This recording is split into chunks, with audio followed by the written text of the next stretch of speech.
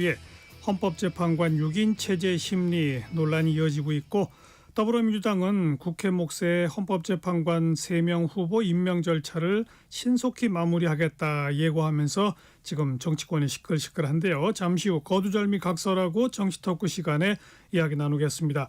KBS 1라디오의 모든 프로그램 유튜브에서도 함께할 수 있습니다. 실시간 방송 보실 수 있고요. 정치, 경제, 사회, 문화 다양한 주제의 콘텐츠들 마련돼 있어요. KBS 1라디오 유튜브 채널 구독, 좋아요, 댓글 부탁드립니다. 토요일 2부 출발하죠.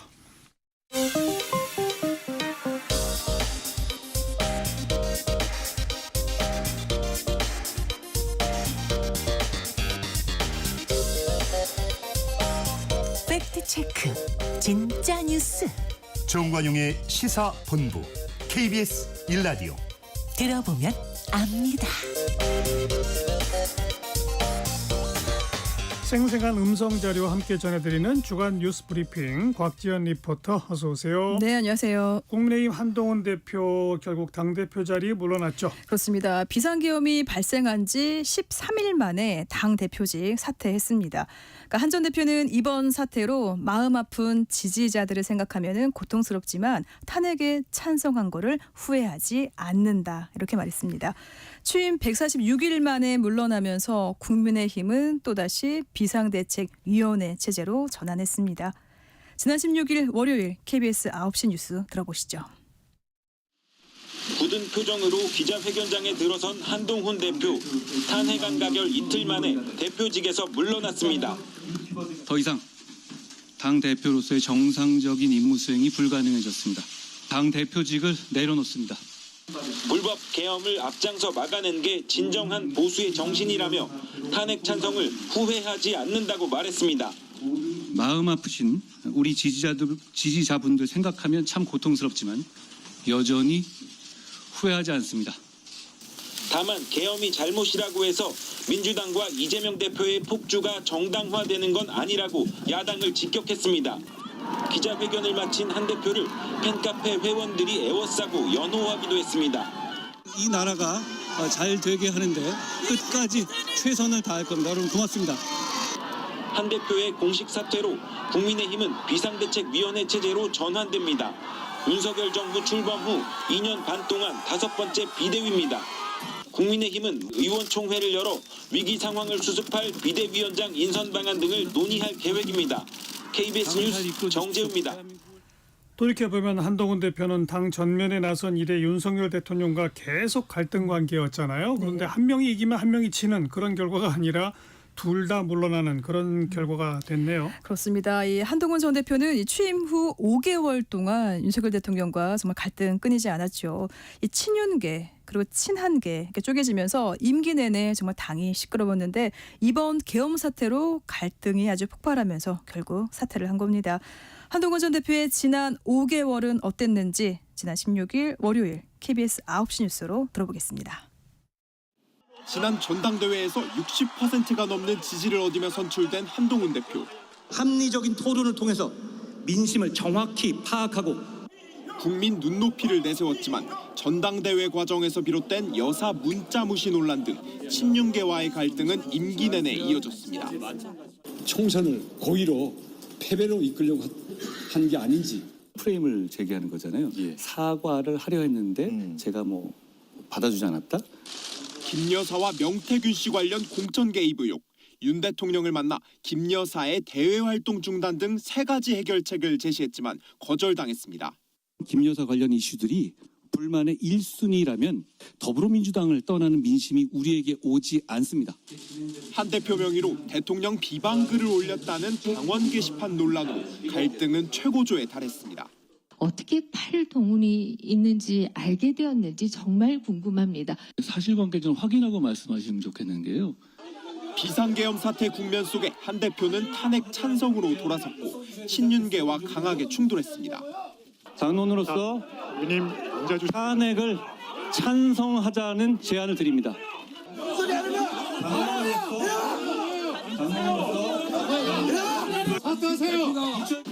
측근인 친한계 지도부마저 줄 사퇴하면서 146일 만에 대표직을 사퇴했습니다. 더 나은 길을 찾아보려 백방으로 노력했지만 결국 그러지 못했습니다. 모두가 제가 부족한 탓입니다. 취임 후 줄곧 보수의 변화와 쇄신을 강조한 한 대표. 탄핵 찬성으로 보수의 배신자로 낙인 찍힐지 계엄을 막아낸 차기 주자가 될지 전망은 엇갈리고 있습니다. KBS 뉴스 이윤우입니다.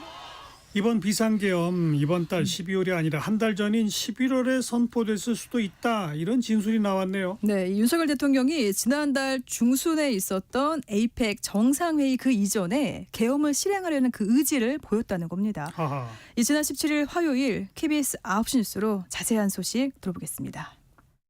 국민 여러분께 계엄 선포 한 달 전쯤 윤 대통령은 야당의 잇따른 탄핵안 발의와 특검 추진 등에 강한 불만을 나타냈습니다. 막 남발하고 특검법을 이미 다 수도 없이 조사한 거 거기다가 참 동행명령권 막 남발하고 그래서 페루에서 열린 아시아 태평양 경제협력체 에이펙 정상회의 참석을 일주일 앞둔 시점입니다. 검찰이 이미 이때 윤 대통령이 계엄 의지를 보였다는 진술을 확보한 것으로 KBS 취재 결과 확인됐습니다. 내란 등의 혐의로 구속된 여인형 방첩사령관의 진술입니다. 여 사령관은 지난달 초쯤 윤 대통령이 비상계엄을 선포하는 것이 좋겠다는 의지를 김용현 당시 장관에게 전달한 것으로 안다. 에이펙에 불참하더라도 계엄을 단행하는 것이 어떤지 김 전 장관의 의견을 구한 것으로 안다고 검찰에 진술했습니다. 여 사령관은 이 같은 윤 대통령의 의중을 김 전 장관으로부터 들었고 김 전 장관 역시 11월 결행 의지가 강했다고 진술한 것으로 전해졌습니다. 검찰은 또 여 사령관이 윤 대통령의 계엄 언급을 처음 들은 건 지난해 말이었다는 진술도 확보한 것으로 알려졌습니다. 당시 김용현 경호처장 등이 함께 있었는데 참석자들이 윤 대통령에게 국무회의도 통과 못할 것이라는 의견을 전달해 실현 불가능한 일로 생각했다고 진술한 거로 파악됐습니다. 결국 계엄은 12월 3일에 선포됐는데 검찰은 해외 순방과 미국 대선 등을 고려해 미룬 것이 아닌지도 들여다보는 것으로 알려졌습니다. KBS 뉴스 김용준입니다. 상당수 관계자들이 지금 이미 구속됐고 어찌 보면 이제 윤 대통령 직접 수사 코앞인데 변호인단 구성 지금 막바지 서두르고 있죠? 네, 이 내란 혐의는 윤 대통령의 탄핵 소추 사유이자 이 현재 검찰과 경찰 등이 수사하고 있는 그런 부분이죠. 윤 대통령 변호인단은 이 내란 혐의 자체가 성립할 수 없다고 주장을 하면서 탄핵 심판에서 법적 시비를 가릴 거다 이렇게 주장했습니다. 지난 화요일 KBS 9시 뉴스입니다. 윤 대통령의 변호인단은 내란 혐의 자체가 성립하지 않는다고 주장했습니다. 정권 찬탈을 위해 내란을 일으킨 것도 아니었고 상식적으로 보면 폭동도 없었다고 말했습니다. 윤 대통령 역시 이미 같은 주장을 했습니다. 대통령의 헌법적 결단이자 통치 행위가 어떻게 내란이 될 수 있습니까? 이미 집권하고 있는 현직 대통령이 내란의 주체가 될 수 없고 비상계엄 상황이 내란죄 구성 요건인 폭동에 해당하지 않는다고 주장하려는 거로 풀이됩니다. 국헌 문란의 목적 내지는 국회를 무력화하려는 목적이 있었던 게 맞느냐 이걸 이제 확인하는 게 필요한 것이죠. 또 하나의 탄핵 소추 사유인 비상계엄 선포. 윤 대통령의 변호인단은 야당을 겨냥해 국헌 문란이라 해도 과하지 않을 정도의 탄핵 남발과 예산 감축이 있었고 국회에 출석하는 정부 공직자를 능멸했다며 비상계엄 선포의 정당성을 강조했습니다.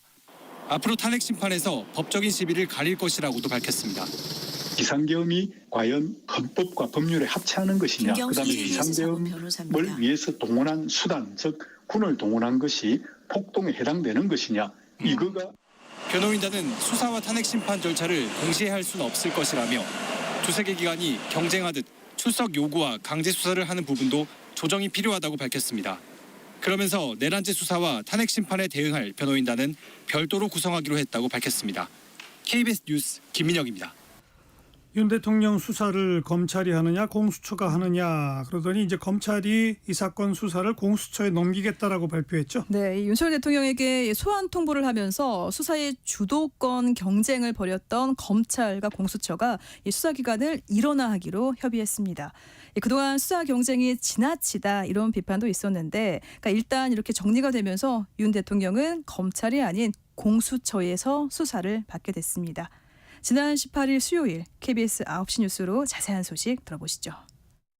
비상계엄 사태 뒤 각 수사기관에는 고발이 쏟아졌습니다. 윤석열 대통령과 김용현 전 장관은 물론 여인영 사령관 등 군 관계자까지 수사 대상이 상당수 겹쳤고 중복 수사 비판 속 서로 사건을 넘기라고 요구했습니다. 중복되는 다른 수사기관의 범죄 수사가 진행되는 경우 공수처장은 이첩을 요청할 수 있고 이 경우 해당 기관은 이에 응하여야 한다고 규정하고 있습니다. 비상계엄 선포 보름 만에 사건의 정점에 있는 윤석열 대통령 수사가 공수처로 일원화됐습니다. 대검찰청이 윤 대통령 사건과 함께 이상민 전 행정안전부 장관 사건을 공수처에 이첩하기로 합의한 겁니다. 그 대신 공수처는 두 사람을 제외한 나머지 피의자 사건에 대해선 이첩 요청을 철회했습니다. 공수처 관계자는 사건 이첩은 윤 대통령 등에 대해서만 이뤄진 것이라며 추가 피의자 수사와 자료 공유 등 문제는 협의해 나가겠다고 했습니다. 윤 대통령 수사의 주도권이 공수처로 넘어오면서 검찰이 21일까지로 기한을 정한 윤 대통령의 출석은 사실상 무산된 것으로 보입니다. 윤 대통령 소환 조사는 앞으로 공수처에서 이뤄질 전망인데 공수처로 수사가 단일화하면서 소환 불응 사유 중 하나로 검경 중복 수사를 거론했던 윤 대통령 측도 출석을 미룰 명분을 잃게 됐습니다. 공수처 이첩이 발표되고 나서 몇 시간 뒤 박세현 검찰특별수사본부장은 대검찰청을 방문했습니다. 사건 이첩에 반대하며 항의하기 위해 간 것 아니냐는 관측이 나왔는데 대검찰청은 박 본부장과 이첩 후 수사 방향을 논의한 것이라며 일축했습니다. KBS 뉴스 현예슬입니다. 거부권 행사하지 말아라라는 야당 경고에도 불구하고 한덕수 대통령 권한대행이 양곡법을 비롯한 쟁점 법안 6개의 거부권을 행사했죠. 그렇습니다. 6개 법안은 양곡관리법, 또 농수산물 가격 안정법 등 이른바 농업사법과 또 국회 증언감정법, 그리고 국회법 개정안입니다. 그러니까 야당의 압박에도 결국 거부권을 행사했는데 이 한덕수 권한대행은 6개 법안의 문제점을 조목조목 설명했습니다. 그 설명을 지난 19일 목요일 KBS 9시 뉴스로 끝으로 들어보겠습니다. 한 차례 제2요구 심의를 보류했던 한덕수 대통령 권한대행 임시 국무회의를 시작했습니다. 마음이 매우 무겁습니다. 한덕수 대통령 권한대행입니다. 헌법 정신과 국가의 미래를 최우선으로 하는 책임 있는 결정을 하지 않을 수 없습니다. 한 권한대행의 결정은 6개 법안에 대한 제2요구, 즉 거부권 행사였습니다. 각 법안의 문제점을 조목조목 짚으면서 불가피한 결정이었음을 강조했습니다. 대표적으로 양곡관리법 개정안의 경우 쌀 공급이 과잉되고 정부의 과도한 개입으로 재정 부담이 커질 것이라고 우려했습니다. 쌀 생산 확대로 시장 기능 작동이 곤란해져 정부의 과도한 개입과 막대한 재정 부담을 가중시킬 것입니다. 예산안 자동 부의를 폐지하는 국회법 개정안이 시행되면 예산안 의결이 늦어지고 증언감정법 개정안은 헌법상 신체의 자유를 침해할 우려가 있다고 설명했습니다. 제2요구에 대해 총리실은 거부의 의미가 아니라 정말 국가의 미래를 위해 다시 논의해달라는 의미에서 제2요구를 했다고 설명했습니다. 제2요구 전 야당에도 충분히 설명을 했다면서 추정 입법이 되면 긍정적으로 검토를 하겠다는 입장도 밝혔습니다. 대통령 권한대행의 거부권 행사는 2004년 고건 전 총리 이후 두 번째입니다. 해당 법안들은 국회 재표결에서 재적의원 과반 출석에 출석의원 3분의 2 이상의 찬성을 얻지 못하면 폐기됩니다. KBS 뉴스 이현준입니다. 주간 뉴스 브리핑이었어요. 곽지연 리포터 수고하셨습니다. 네, 고맙습니다.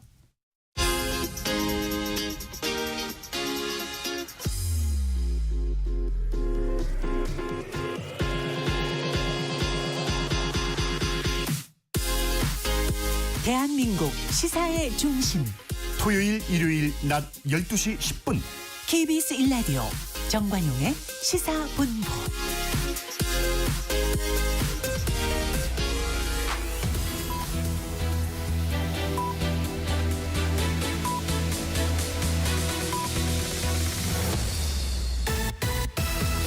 고두절미 각설하고 고고고 갈 때까지 가보자.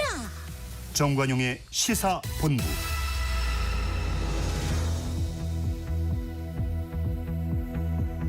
주요 정치 이슈들 거두절미하고 알맹이부터 토론해보는 거두절미 각서라고 합니다. 국민의힘 대변인 송영훈 변호사, 더불어민주당 법률위원회 부위원장 지내신 장윤미 변호사 두 분 나오셨습니다. 어서 오십시오. 안녕하세요. 네, 안녕하세요. 몇 주 동안 워낙 긴박해서 우리가 이 전후반부 공통질문 이런 거 생략하고 갔는데 우리 그래도 지난주 방송 이후에 국회에서 탄핵안 이제 통과됐고 하니까 우리도 이제 평상시처럼 전반부 공통질문, 후반부 공통질문 다 이제 소화해 봅시다. 금주의 뜬 인물, 진 인물인데요.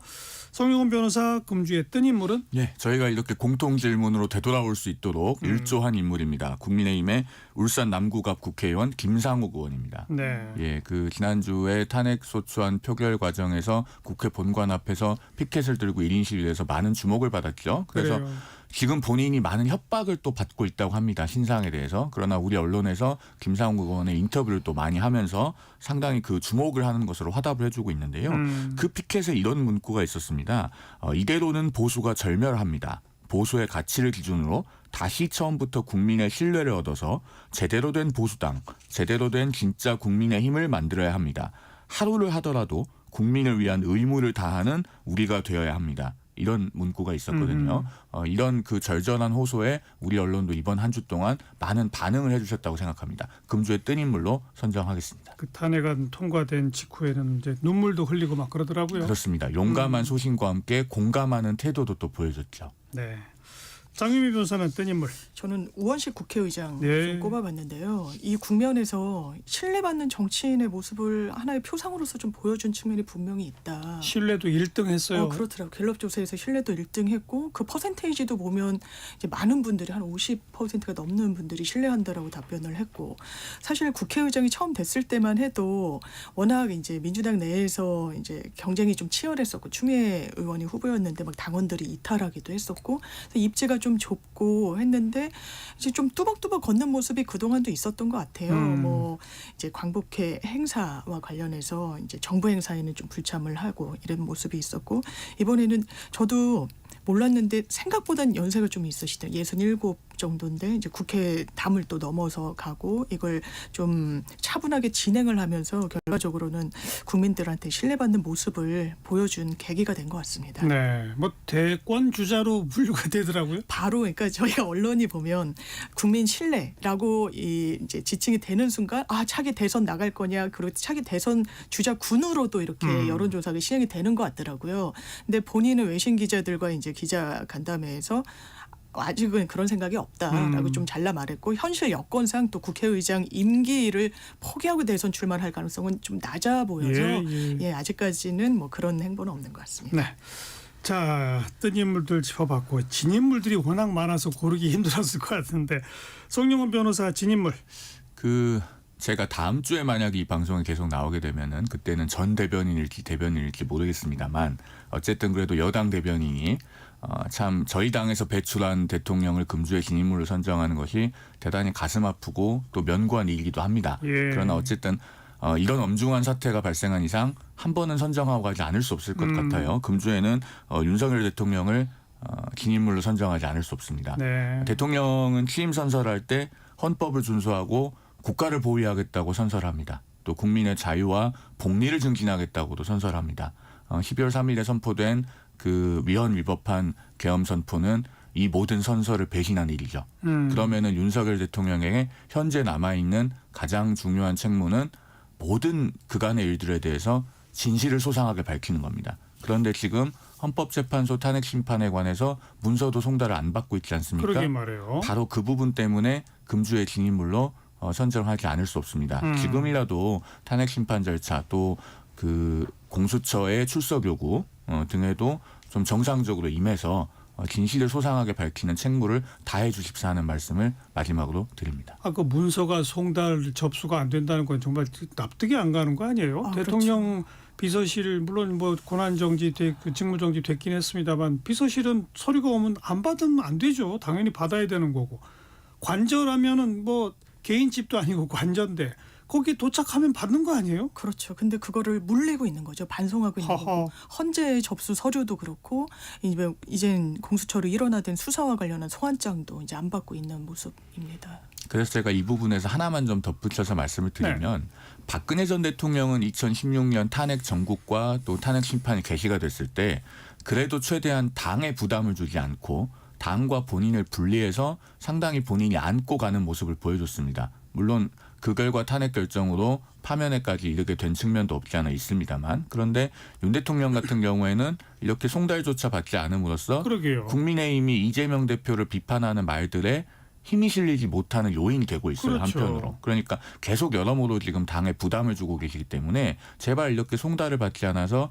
지연을 하는 듯한 그 태도는 지양돼야 된다라는 말씀을 다시 한번 드립니다. 지연하면 뭐가 유리해지나요? 아니 그러니까 이게 약간 장외전 성격도 좀 분명히 있어 보여요. 일단 이 수사기관에서 보내는 소환장을 계속 안 받아도 이게 차곡차곡 근거가 쌓이니까 본인이 안 나갈 도리는 없는 거거든요. 오히려 영장 발부의 가능성을 상당히 높이는 방향이라 그러니까요. 이제 법률적인 부분만으로 이 국면에 대응하지 않는구나라고 보이는 부분이 있는 것 같습니다. 헌법재판소와 관련해서도 이 서류 접수됐다는 통지서 그리고 답변서 내라는 안내문을 안 받는다고 하등 이럴 게 없거든요.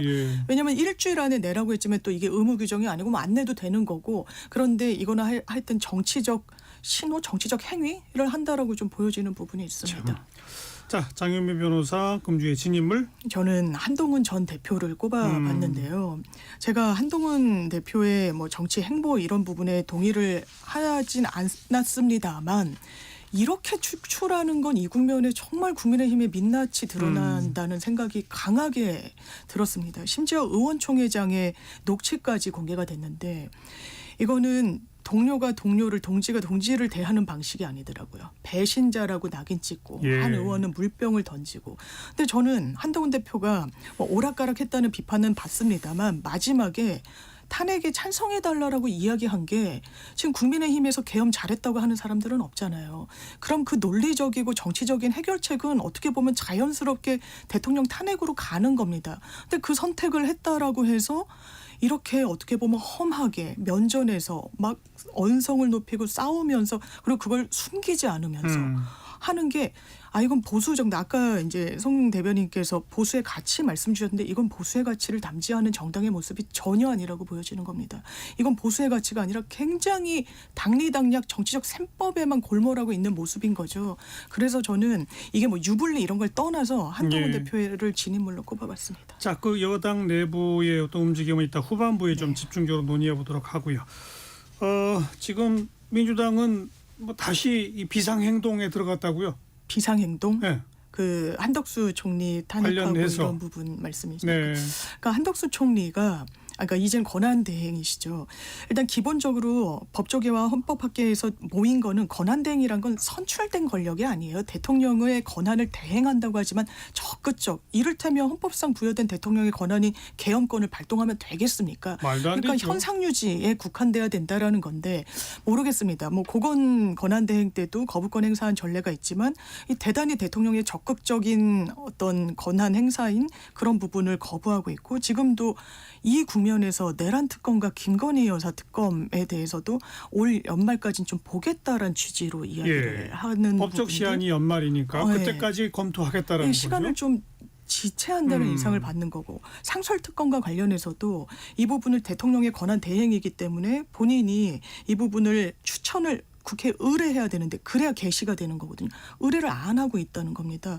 그렇다면 이거는 이 뭐 탄핵 국면과 내란 이 부분을 점검하는 과정 중에 상당한 걸림돌이 된다라는 인상을 주고 있어서, 그래서 아마 24일, 25일 뭐 크리스마스 이브 전후로 해서 아마 민주당도 좀 모종의 결단이 있지 않겠느냐라는 이야기가 나오는 것 같습니다. 어떻게 보세요? 그 여섯 개 법안 거부권 행사한 것과 특검법에 대한 태도 어떻게 보세요? 일단 6개 법안 제2요구한 것은 문제가 안 된다고 봅니다. 조금 전에도 말씀을 해주셨듯이 2004년에 그 고건 국무총리가 대통령 권한대행을 하면서 한 건은 사면법 개정안, 다른 한 건은 거창사건 명예회복 특별법, 이 두 건의 법안을 제2요구를 했었죠. 사면법 개정안은 당시 강금실 법무장관의 검토 의견이 헌법 정신에 위반된다 였습니다. 그리고 그 거창 명예회복 특별법은 국가 재정상 많은 부담이 된다. 이 두 가지 이유로 결국은 제2요구를 했던 것인데 이런 헌정상의 선례도 있기 때문에 국무총리가 제2요구권을 행사하는 것 자체는 헌법에 위반되지도 않고 위법하지도 않아요. 더군다나 양곡관리법 같은 경우는 윤 대통령이 직무 정지되기 전에도 이미 제2요구를 한 차례 했던 것이고 국가 재정상 많은 부담을 야기하고 앞으로 남는 쌀을 무제한 사줘야 되면은 다 쌀 재배하지 다른 작물을 재배하겠습니까? 그러니까 장기적인 나라에 미칠 영향을 고려해서 어떻게 보면 제2요구를 하는 것이 헌법적 책무에 맞을 겁니다. 그런데 그 두 건의 특검법에 대해서는 저는 그렇게 예상합니다. 아마 한덕수 국무총리가 공포할 겁니다. 공포하거나 아니면은 근데 왜 시간이 필요하죠? 아마 제가 그 부분은 제가 개인적으로 추론하기로는 그 여당 원내 지도부나 뭐 이런 쪽의 입장도 있기 때문에 그런 부분을 고려해서 바로 공포를 하기보다는 약간 그래도 여당을 배려해주는 어떤 그런 고려를 하고 있는 것이 아닌가 뭐 그런 정도로 보이고 아마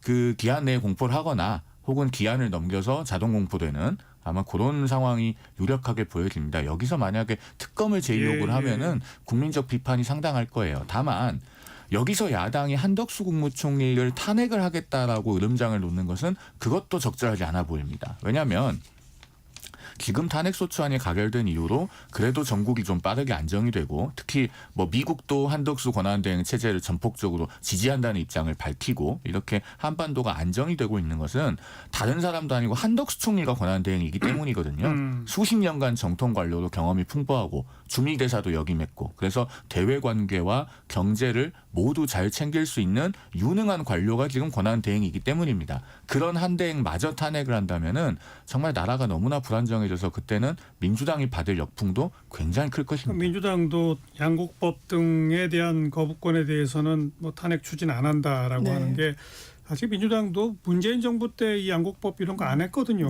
그런데 이번에는 이제 그걸 통과시켜 버린 것을 스스로 좀 이 법에 문제점이 있는 거 아니야라는 인식이 있는 것 같고 다만 지금 탄핵 으름장을 놓는 건 내란 특검, 김건희 특검마저 거부한다. 이거는 말이 안 된다. 이런 논리인 거죠. 맞습니다. 예, 그러니까 뭐 이 부분 이제 6개 법률에 대해서 거부권 행사한 것도 좀 부적절하다는 기류가 있습니다만 이것만으로 또 탄핵까지 하면 이제 전국이 요동치는 부분을 이제 감내하는 거고 한덕수 총리 저 유능하다고 생각하지 않습니다. 국무위원이 어떻게 이런 계엄을 사실상 국무회의조차 심의하지 않으면서 이 국면을 맞닥뜨릴 수 있습니까? 다만 지금 후순위자로 갔을 때 뭐 이게 경제부총리 그리고 교육부총리 쭉 가는데 한덕수 권한대행보다 더 낫다라고 검증되지도 않은 측면이 있는 거죠. 좀 안정을 추구해야 되는 그런 위중한 상황인데 그럼에도 불구하고 항상 저희가 형량을 하는 거 아니겠습니까? 그런데 김건희 특검도 반대를 한다. 김건희 여사 특검은요. 기본적으로 대통령이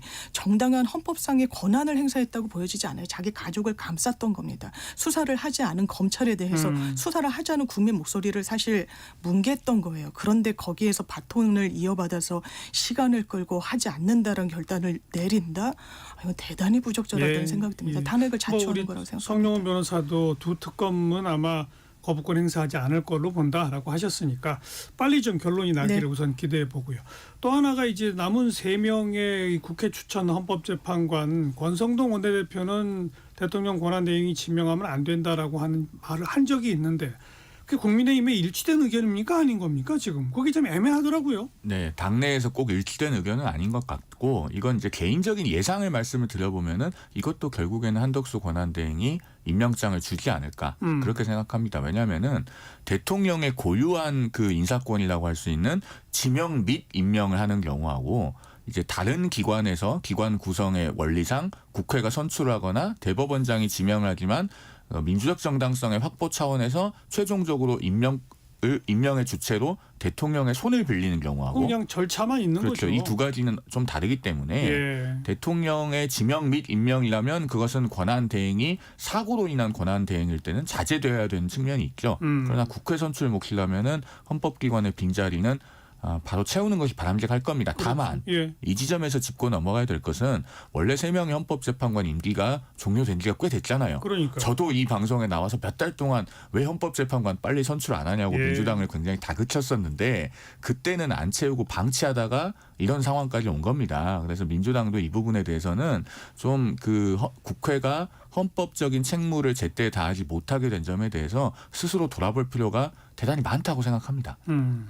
이게 국회 추천 3명이 한 명은 여당, 한 명은 야당, 그리고 한 명은 여야 합의. 네. 이런 건데 더불어민주당이 2명 다 그 다수 의석인 야당이 하겠다. 네네. 이래서 시간이 끌었다면서요? 그러니까 이게 사실 국회 몫이라는 게 3명이 있는데 이게 여야가 어떻게 할지 세분화적돼서는 규정이 없다 보니까 우리가 다수석이니까 2명 해야 되는. 그러니까 이게 꼭 민주당 탓만이라고 저는 생각하지 않은 게 이제 국민의힘에서는 아니다. 우리가 여당이니까 우리가 둘 해야 된다. 뭐 이렇게 하면서 실랑이가 있었다. 아니, 저희가 둘 하겠다고 한 적은 없어요. 둘을 주장한 건 아니고 네. 한 명은 여야 합의를 주장했었는데 민주당이 계속 2명 다 우리 몫이다라고 이제 해서 팽팽하다가 얼마 전에 추경호 원내대표하고 일단 합의는 했다 그러더라고요. 그냥 민주당 2사람 해라라는 식으로. 맞죠? 네, 더 믿을 수가 없어서. 네. 그렇게 되면 뭐 지금 권성동 원내대표의 발언이 있긴 했지만 국민의당도 뭐 일종의 당론으로 이건 임명하면 안 돼. 이게 아닌 거죠. 그건 이제 2명 대 1명을 하기로 한 것은 대통령이 직무정지 되기 전이니까요. 대통령 권한대행이 임명한 것에 대해서 당내 다른 의견을 갖고 계시는 현역 국회의원도 일부 있는 것으로 알고 있습니다. 그렇지만 아무튼 당론으로 반대 이런 건 아닌 거죠.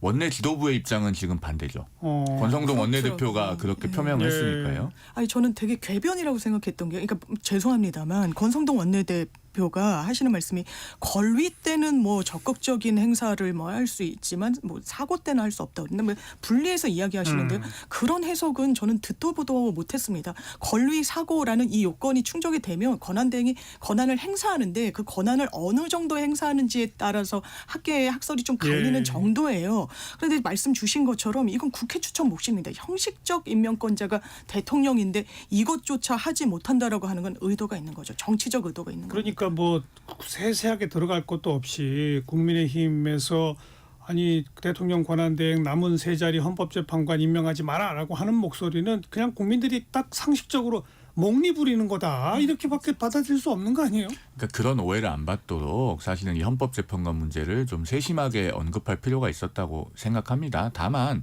저는 권성동 원내대표가 그 말을 한 타이밍을 보면 이게 이제 한덕수 권한대행이 양곡관리법 등 6개 법안에 대해서 제2요건 행사하기 이전에 나온 발언이거든요. 그러니까 그 발언에 아마 좀 전략적인 빌드업이 있었을 것 같습니다. 그러니까 헌법재판관을 임명하면 안 된다라고 하면 야당에서 당연히 이런 말씀 하시지 않겠어요? 그러면은 아마 그때 권성동 원내대표의 생각은 제가 짐작하건대는 그래? 그러면은 권한대행이 다 적극적으로 권한 행사해도 되는 거네? 그러면 제2요건 행사는 아무 문제 없는 거지? 이 발언을 하기 위한 포석이었다. 저는 그렇게 이해합니다. 아무튼 여기서 얘기 나온 대로 이 3명의 헌법재판관 임명, 그다음에 2개의 특검법 통과 수용 이거는 좀 빨리빨리 결론이 내려져서 좀 하나하나 좀 착착착 진행이 되는 모습을 보고 싶네요. 1시 33분입니다. 잠깐 교통정보 전해드리죠. 김민희 씨. 네, 쌀쌀한 날씨에 나들이 차량들은 평소보다 줄었지만 곳곳으로 사고가 잇따르고 있습니다. 오늘 길어진 정체는 저녁 8시를 넘어서면서 대부분 풀리겠습니다. 경부고속도로 부산 쪽으로 신갈분기점 진입램프 2차로에서는 사고를 처리하고 있고요. 종부 내륙고속도로 양평 쪽으로 중앙탑 하이패스 요금소 부근 갓길에서도 사고를 처리하고 있습니다. 조금 더 가서 충주분기점 부근에서도 사고가 있었던 만큼 북충주 나들목부터 더딘 흐름 남아 있습니다. 통영 대전고속도로 대전 쪽으로 가옥터널 부근 갓길에서도 사고를 처리하고 있습니다. 서울시내 동부간선도로 도심 쪽으로 성동분기점 부근 1차로에서도 사고가 나면서 군자교부터 정체 심하고요.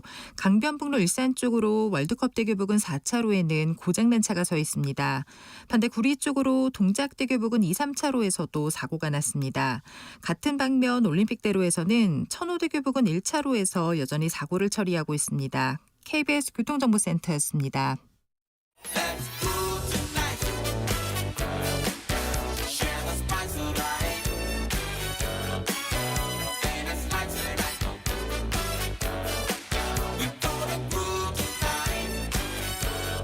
국민 MC 정관용. KBS 1라디오 정관용의 시사본부. 들어보면 달라요.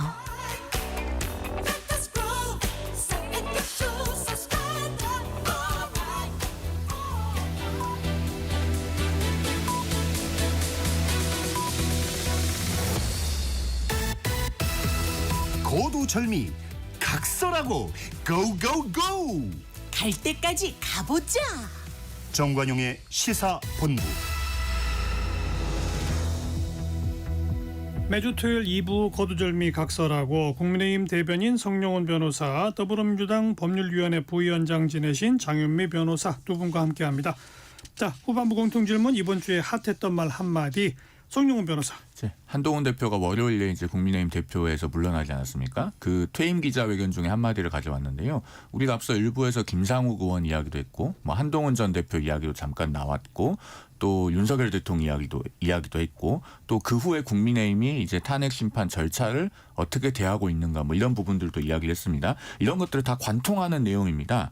어떤 말을 했냐면, 아무리 우리 당에서 배출한 대통령이 한 것이라도 우리가 군대를 동원한 불법 계엄을 옹호하는 것처럼 오해받는 것은 산업화와 민주화를 동시에 해낸 이 위대한 나라와 그 국민을, 보수의 정신을, 우리 당의 빛나는 성취를 배신하는 겁니다. 이런 얘기를 남기고 국민의힘을 떠났습니다. 지금 뭐 여당 내에서 배신의 정치라고 하는 이야기도 나오고 여러 가지 그 뭐 배신자 뭐 이런 얘기들도 나오고 있는데, 사실 정말로 배신하지 말아야 할 것이 무엇인가 라고 하는 것을 생각해 보게 하는 한마디입니다. 정말 그 보수당의 정치인들이 배신하지 말아야 할 것이 있다면은 나라와 국민, 그리고 보수의 정신, 그리고 그동안에 그 당과 나라가 이루어온 그 성취의 역사들이 아닌가, 저는 그렇게 생각합니다. 장윤미 변호사 금주의 한마디. 저는 이 말을 듣고 좀 놀랐는데요. 그 대통령이 변호인단 구성했지 않습니까? 그런데 일문일답을 하더라고요. 그것도 그 자체 그런 형식을 택했다는 것도 놀라운데, 이 석동현 변호사가 윤석열 대통령한테 확인해봤더니 체포의 치읓도 얘기하지 않았다 라고 이야기를 합니다. 이거는 지금 수사가 진행 중인 그 체포의 치읓을 넘어서서 끌어내라, 4인 1조를 왜 못 끌어내냐, 국회에 정적수도 안 찾는데 지금 뭐 하는 거냐고 다그치고 질책했다는 여러 그 당시의 군 지휘관들의 진술과는 완전 배치되는 거예요. 그러게 말해요. 저는 윤석열 대통령이 많은 문제점을 갖고 있는 지도자였다고 생각합니다만, 가장 큰 문제는 지금도 국민 앞에 진실을 이야기하지 않는다라는 걸로 저는 생각해서 이걸 보여주는 정말 상징적인 한 문장이었던 것 같습니다. 아니, 석동현 변호사의 이 발언이 있기 전에 이미 윤 대통령 본인이 TV를 통해 중계된 대국민 담화에서 그냥 질서 유지 차원의 국회에 300명 병력 보낸 것밖에 없고 국회를 막지 않았다라고 주장했어요. 그렇지 않습니까? 네, 그렇습니다. 최소 병력만 보냈다. 저도 그날 국회 앞에 있었기 때문에요. 그 얘기에 도저히 동의할 수가 없어요. 그렇죠. 저 거기 있었거든요. 예. 아니 근데 이런 전략을 쓰는 이유가 뭘까요? 지금 모든 사령관들, 모든 그 관계자들이 이구동성으로 다 증언하는데 정면으로 그걸 부인한다? 그게 본인한테 유리할까요?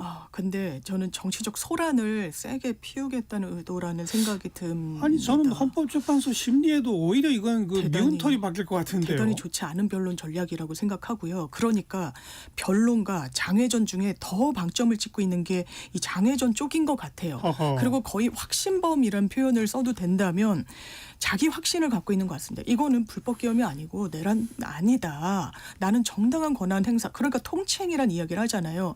이 전략을 아마 헌법재판소에서도 쓸 거고 형사 과정에서도 그 쓸 텐데. 인식까지는 가질 수 있는데 체포하라고 한 적이 없다는 그 말은 전혀 다른 얘기죠. 완전 어나더 레벨인 거죠.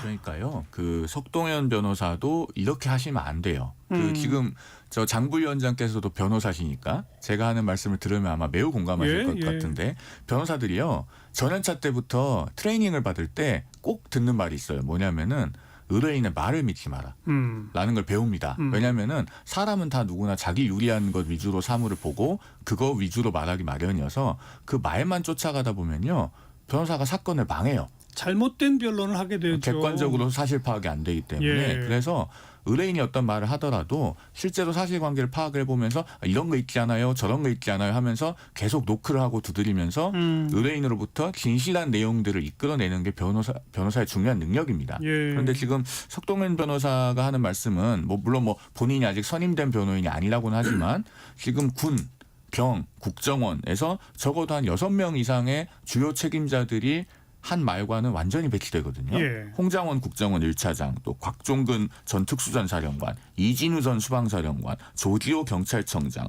여인영 전 방첩사령관 이런 사람들이 하는 얘기들하고 다 안 맞아요. 그러면은 이들은 어느 한 계통에만 있는 게 아니고 제가 방금도 말씀드렸듯이 군, 경, 국정원에 각각 몸담고 있던 분들입니다. 맞아요. 예. 이분들이 다 그럼 작당하고 결탁해서 대통령이 하지 않은 얘기를 내가 들었거나 지시받았노라고 꾸며댄 것이냐. 이건 대단히 사리에 맞지 않거든요. 재판부 입장에서 보면 이건 괘씸죄예요. 황당할 수도 있습니다. 진짜. 자, 지금 쭉 읊어주셨습니다만 국방부 장관을 시작으로 해서 국정원, 경찰, 수뇌부, 특전사, 수방사, 방첩사, 그다음 이번에 이제 정보사까지 줄줄이 다 구속 이미 됐고 수사 거의 마무리단 게 아니에요? 이 수사는 난이도가 높은 수사도 아니에요. 글쎄요. 뭐 거의 마무리 단계고 이제는 윤석열 대통령 본인에 대한 수사만 남아 있는데 한 차례 출석 요구 아예 뭐 응하지도 않더니 지금 25일 날 다시 출석하라고 일단 2차 소환까지 됐다는 거잖아요. 여기도 또 계속 응하지 않겠죠? 아마 안 나올 가능성이 높을 겁니다. 그렇게 되면 어떻게 됩니까? 긴급 체포, 뭐 사전 구속영장 어떻게 되는 거예요? 그래서 이게 소환장을 종이로 발부하는 게 저희가 일반 사건에서 일반 피의자들한테 잘 안 하는 거거든요. 수사기관이. 그런데 이건 근거를 남기고 있는 거예요. 그러면 소환에 불응하거나 불응할 우려가 뭐의 요건이냐면 체포영장 발부의 요건인 겁니다. 범죄를 저질렀을 상당한 의심이 가는 사람이 소환에 불응한다. 예. 그럼 영장을 집행해야 되는데 어떤 문제가 있냐. 최근에도 경호처가 막 막아서서 압수수색이 막 안 되고 그랬었습니다. 근데 그거는 법적인 근거는 있어요. 왜냐하면 보안시설이기 때문에 이 보안시설의 책임자의 어떤 허락하에 압수수색은 단행돼야 되고 근데 인신을 구금하는 과정은 그런 법적 조치는 없습니다. 그렇죠. 그러니까 굉장히 물리력 충돌이 더 격하게 나올 수도 있는 게 굉장히 좀 뻔하게 예측이 되다 보니까 오히려 이런 상황을 유도하는 거 아니냐라는 일각의 또 분석도 나오는 것 같습니다. 대통령이 이런 부분과 관련해서. 법원이 체포영장이나 사전구속영장을 발부했는데도 경호처가 막는다? 그럴지도 않겠느냐 이런 전망도 있고. 저는 그래서요. 이 지점에서 박근혜 전 대통령을 재평가하게 되는 생각이 자꾸 듭니다. 왜냐하면 탄핵 소추를 당하고 또 탄핵 심판에 임하는 과정에서도 박근혜 전 대통령은 개인이 많은 걸 감당했어요. 그리고 그 탄핵 결정 이후로도 특검에서 나오라고 하니까 적극적으로 나갔습니다. 그래서 어쨌든 본인이 대통령으로서나 사인으로서나 역사 앞에서 책무는 다 했어요. 지금 와서 돌아보면 그렇습니다. 그 당시에는 많은 비난을 받았습니다만 오히려 지금 윤 대통령은 정말로 이 지점에서 해야 될 본인의 책무가 무엇인가를 생각해 보면은 그 책무와는 매우 먼 거리의 지점에 위치해 있다. 이렇게 말씀드릴 수밖에 없을 것 같습니다. 근데 그냥 뭐 저는 가정법입니다만 계속 응하지 않으면 뭐 수사당국도 어쩔 수 없이 체포영장이나 구속영장 청구할 수밖에 없고 법원이 이걸 발부하면 그걸 집행하러 간 공권력과 경호처가 물리적으로 충돌을 한다? 그럴 수도 있지 않을까. 제가 원래 주중에 예상했던 시나리오는 그 어느 기관이 조사를 하는 것이 맞는지 명확하게 정리가 되지 않으니 그게 정리될 때까지는 나갈 수 없다라는 입장을 변호인이 표명을 하고 그다음에 어느 기관이든 먼저 체포영장을 받으면 그 체포영장의 유효기간 내에 대통령실과 조율을 해서 임의 출석을 하게 되는 그런 걸 예상을 했었는데 일단 두 가지가 좀 달라졌어요. 첫째로 공수처로 넘겼죠. 그렇죠. 공조본이 지금 이제 사건을 넘겨받았습니다. 그러면은 어느 기관이 조사를 해야 되는지는 이제 좀 간명하게 정리가 된 측면이 있고 그다음에 여전히 출석 요구서는 수령을 안 하고 있어요. 그러면은 공조본으로 사건을 넘긴 것이 어쩌면 체포영장 발부 후에 집행 단계에 필요한 요소들까지 고려해서 이첩을 한 것이 아닌가. 그런 생각을 좀 해봤습니다. 무슨 말이죠? 아무래도 검찰이 체포영장을 받았을 경우에 스스로 집행하기가 현실적으로 좀 어려운 측면이 있죠. 그 물리력의 측면에서. 그런데 이제 공조본 같은 경우에는 경우에 따라서는 경찰력이 뒷받침될 수 있기 때문에 그런 부분에 대한 고려가 있는 것인가라는 개인적인 추론이 들게 하는 쪽으로 지금 양상이 전개가 되고 있습니다. 근데 그런 그 법원이 발부한 영장 집행을 경호처가 물리적으로 막으면 막은 사람들이 사법처리 대상이 되는 거 아닙니까? 그러니까 그런 일은 안 생겨야죠. 앞서도 제가 말씀드렸듯이 만약에 체포영장이 나오면 그 기한 내에 조율해서 임의 출석을 하는 방향으로 집행을 하는 게 바람직해 보입니다. 근데 아마 수사기관도 장담을 못하나 봐요. 왜냐하면 오동훈 공수처장이 국회 나와서 이런 사례에 대해서 이제 질문을 받으니까 그래서 만약에 경호처가 막아서면 특수공무집행방해로 우리 문제 삼겠다. 이거 직권남용으로 문제 삼겠다고 경고장까지 발송했다고 했거든요. 그러니까 아마 물리력 충돌까지도 수사기관은 좀 염두는 두고 있는 상황인 것 같습니다. 제발 그런 일은 없어야죠. 없어야죠. 그건 대통령 했던 분으로서는 설득해서도 안 되는 일입니다.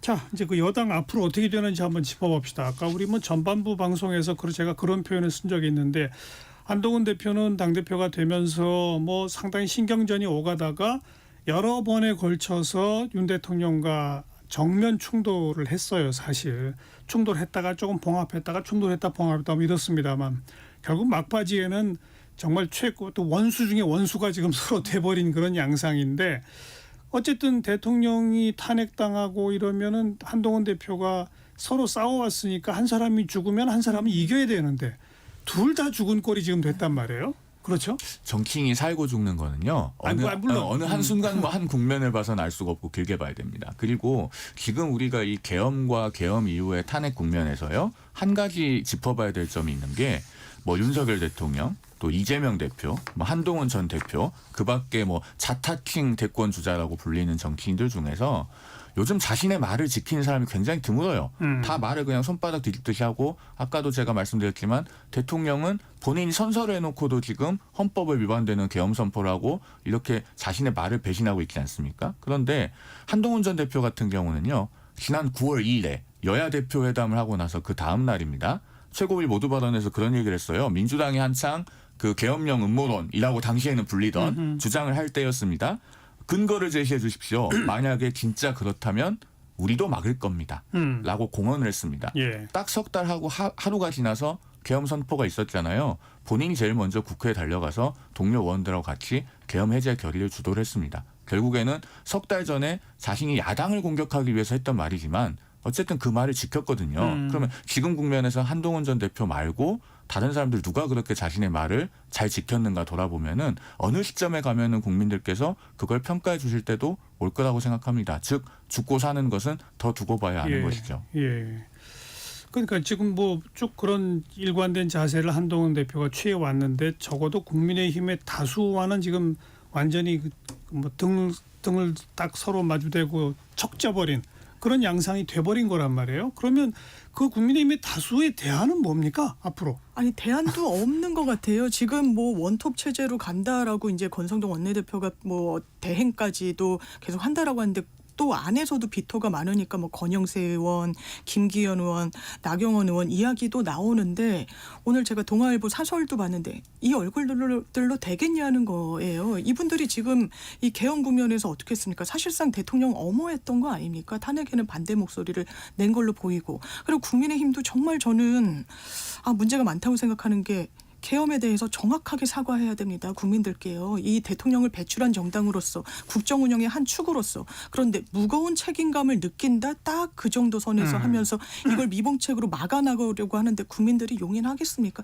절대로 용인할 수 없을 거예요. 우리 미래 세대가 계엄을 받습니다. 보수 정당 당분간 국민 이런 미래 세대 선택받을 수 있을까요? 그 틀을 스스로 허물었어요. 그럼 재건에 나서야 되는데 그럼 대통령의 얼굴과 중첩되는 그런 인사들로 메이크업하고 넘어가겠다? 지금 그러면 대안도 되게 절실해 보이지도 않고 다급해 보이지도 않습니다. 그래서 제가 나와서 사과드리고 통렬하게 비판하고 있잖아요. 재건의 씨앗을 뿌리려고. 그런데 아무튼 대안이 뭡니까?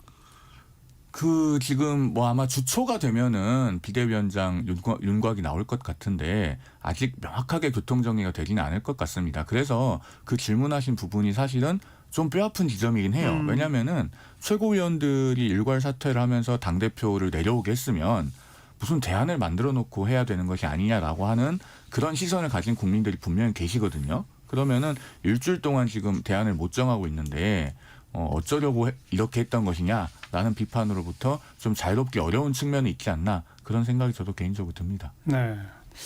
그 조선일보인가가 기사 제목을 하나 이렇게 뽑은 게 있어요. 탄핵의 강을 건넜더니 계엄의 바다에 빠졌다라는 표현을 쓴 적이 있거든요. 탄핵의 강을 피하려다가. 그러니까 근데 아니요. 그건 이제 정확히 말하면 과거 이제 국민의힘의 전신 정당들이 박근혜 대통령 탄핵을 가지고 내부가 얼마나 시끄러웠습니까? 그래서 그 탄핵의 강을 이제 건넙시다라고 이준석 대표가 예각을 하면서 뭐 당이 좀 바뀌고 뭐 이랬었잖아요. 그랬다가 이제 계엄의 강도 아니고 바다에 빠져 있다. 지금 꼭 그 이른바 국민의힘의 주류라고 하는 분들의 모습이 지금 앞으로 어떡하지? 이제 우리는 폭망했는데 근데 어떡하지라고 하는데 별다른 수가 없으면서 그냥 탄핵에 동조한 한동훈 저 아주 나쁜 놈 물러나 이걸로 끝이에요. 네, 그 맞습니다. 상황 아닌가요? 네, 배신자라고 낙인 찍고 물러나게 했는데 그렇다면 그러니까 우리나라 정치 지형에 대한 말씀들도 이 국면에서 많이 하시는 것 같아요. 국민의힘이 보수 가치를 담보하는 정당이 아닌 것처럼 보여요. 아니 어떤 것 같기도 하고요. 그렇다면 이 정당 생존할 수 있겠느냐의 문제까지도 직면한 저는 현안이라고 생각이 들고 그럼 점점 오른쪽으로 막 기울였던 이 부분이 약간 왼쪽으로 사실 뭐 민주당이 이제 보수 가치 같은 것을 담지하는 부분도 있으니까 그리고 원외에 있는 진보당 정의당 뭐 이런 여러 정당들이 또 입성할 수 있는 이게 정상적인 정치 지형이 아니겠냐. 지금 보면 국민의힘은 계속 보수 가치 말씀 주시는 저는 보수 가치를 이 국면에서 실현했던 분은 김상욱 의원 같은 분이라고 생각해요. 왜냐하면 헌법을 수호하고 질서를 유지하는 것이지 시민들에게 총뿌리를 대는 건 그건 보수의 가치가 아닙니다. 그걸 엄호하는 건 마찬가지고요. 그런데 지금까지도 그러니까 전 그 조선일보 제목에 상당히 공감했던 게 강보다 바다가 더 깊은 거 아닙니까? 한 번 빠지면 허우적대고 나오기가 더 어려운 거 아닙니까? 지금 그 국면으로 사실상 저벅저벅 걸어 들어가고 있는 글쎄요. 거죠. 국민의힘이요. 대안도 없이. 이 보수 정당이 아니라 극우 정당이 됐다라는 표현을 김상우 의원이 하지 않았나요? 예, 그런 그렇죠? 표현에 공감이 됩니다. 그 탄핵의 강을 피하려다가 계엄의 바다로 가고 있다는 그 표현을 사실 저희 당의 모 보좌관이 제일 먼저 한 말이에요. 그래서 그게 조선일보에서 수요일에 일면 머릿기사 제목으로 뽑았거든요. 그렇게 된 건데 말씀하신 것처럼 계엄의 바다를 향해서 한 걸음 한 걸음 나아가고 있지 않느냐라고 하는 비판과 지적을 피하기 어려운 상황입니다. 그럼에도 불구하고 저는 그 희망의 씨앗은 있다고 보는 게 앞서 말씀드렸던 뭐 김상욱 의원 같은 경우 그리고 뭐 자신의 말을 지키고 가장 앞장서서 계엄 해제 결의를 주도했던 자신의 신변과 자리를 위협받아가면서 그런 걸 했던 한동훈 전 대표라든가 또 제가 이 국면에서 꼭 하나 말씀드리고 싶은 인물이 있는 게 그 시각장애인 비례대표 재심 국회의원인 김혜지 의원도 그날 밤에 담을 넘으려고 했습니다. 실제로 넘으려고 했습니다. 그거를 알고 한동훈 당시 대표가 전화해서 담 넘지 말라고 했었어요. 뭐 다친다고. 그러니까요. 예, 그래서 그런 그 책임감이 있고 본인의 헌법적 책무가 무엇인지를 정확하게 인식하고 있는 국회의원들이 당내에 존재합니다. 의인이 12이나 있는데 설마 이성을 망하게 하겠습니까? 저는 그렇지 않을 거라고 근데 아무튼 생각합니다. 그 다수 의원들은 혹시라도 헌법재판소에서 이 탄핵이 기각돼서 윤 대통령이 돌아올 것 같다라고 하는 생각을 하고 있나요?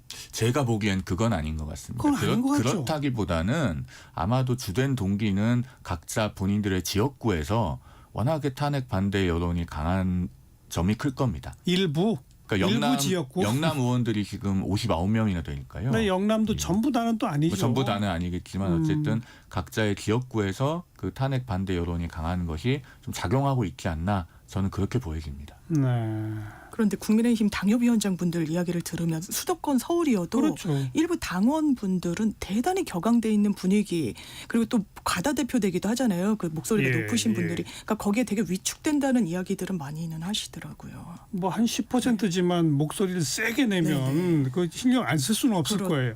그러나 그렇게 해서 착착착착 그 길로 가면 그 결과가 어떨 건지가 뻔하지 않냐 이거죠.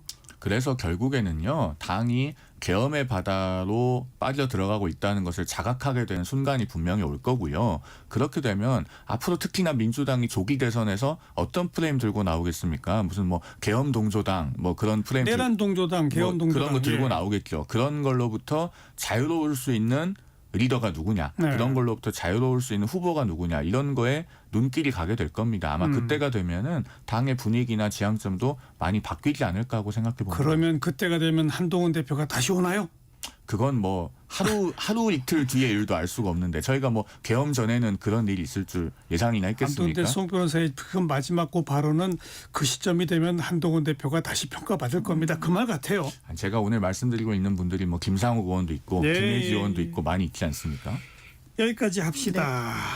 거두절미 각설하고 국민의힘 대변인 송영원 변호사, 더불어민주당 법률위원회 부위원장 지내신 장윤미 변호사 두 분과 함께했습니다. 수고하셨어요. 감사합니다. 고맙습니다. MLTR이 부르는 That's Why You Go Away 함께 듣고요. 내일 또 뵙죠. 안녕히 계세요.